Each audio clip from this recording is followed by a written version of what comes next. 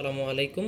আমার নাম মোহাম্মদ মাহবুব মুসা। আমি সরকারি বিজ্ঞান কলেজের একজন দ্বাদশ শ্রেণীর শিক্ষার্থী। আজকে আমি যেই প্রজেক্টটি নিয়ে আপনাদের সামনে হাজির হয়েছি সেই প্রজেক্টটির নাম হচ্ছে অটোমেটিক লাইট। আমাদের বাসাবাড়িতে অথবা গ্রামেগঞ্জে যারা বসবাস করি তারা সকাল সকাল আলোর উপস্থিতিতে আমরা বাইরে গিয়ে লাইট অফ করা অথবা লাইট অন করার ক্ষেত্রে একটা সমস্যায় ভুগতে হয়।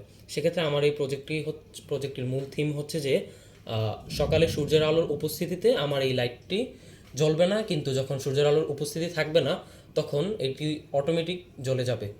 ধরেন আপনার সন্ধ্যার পরপর আমরা বাইরের লাইট অন করতে অথবা জ্বালাতে আমরা ভুলে যাই। সেক্ষেত্রে যখন সূর্যের আলো থাকবে না তখন আমার এই লাইটটি অটোমেটিক জ্বলে উঠবে। যখন আমরা আমরা এখানে দেখতে পাচ্ছি এটা হচ্ছে লাইট সেন্সর। এটা হচ্ছে সূর্যের আলোর উপস্থিতি পর্যবেক্ষণ করে, এবং এটা হচ্ছে আমাদের ল্যাম্পটা। সেক্ষেত্রে আমি দেখতে পাচ্ছি যে আমার ফোনের ফ্ল্যাশটা অন করার কারণে এই লাইটটা জ্বলছে না, কিন্তু আমি যখন আমার ফ্ল্যাশটা অফ করে দিব তখন আমাদের লাইট সেন্সরটা সেই আলোর অনুপস্থিতি অনুভব করে আমার সেই লাইটটি জ্বলে উঠবে। এবং আপনারা দেখতে পাচ্ছেন একটি সাউন্ডও হচ্ছে, সেটা হচ্ছে আপনার বাইরের যে লাইটটা অন হয়েছে সেটার ইন্ডিকেটর।